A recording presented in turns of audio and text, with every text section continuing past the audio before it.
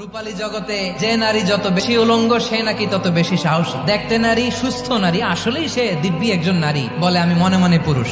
সবচেয়ে ভয়ঙ্কর অশ্লীলতার সবচাইতে লেটেস্ট ভার্সন হচ্ছে এই ট্রান্সজেন্ডারিজম। এটা লূত আলাইহিস সালামের কওমের মধ্যে ছিল। এই পশ্চিমের এই রোগ আমার দেশে যেন আসতে না পারে, আমাদের সজাগ থাকতে হবে। প্রিয় ভাইরা, চিল্লায় বলেন ঠিক কিনা?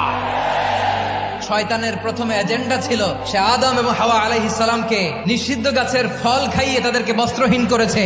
এই জামিনেও সে আমাদেরকে বস্ত্রহীন করতে চাইবে। ভরকে যাবেন না ও আমার বোনেরা, এখনো আপনি জাগবেন না? এখনো আপনার চিন্তার দুয়ারে এখনো নাড়া পড়ে নাই? ওরা আপনাকে উলঙ্গ বানাতে চায়, ওরা আপনাকে আইটেম গার্ল বানাতে চায়। দুনিয়ার সবকিছুই অ্যাসেট, এর মধ্যে সবচেয়ে দামি অ্যাসেট নেককার নারী। আপনার গর্ব যে কত দামি আপনি জানেন না? যারা এই নাটকের নামে, সিনেমার নামে আমার সমাজে অশ্লীলতা ছড়াতে চায়, তাদের জন্য কঠিন মর্মন্তুদ শাস্তি মজুদ রেখে দিয়েছে কে? রূপালী জগতে যে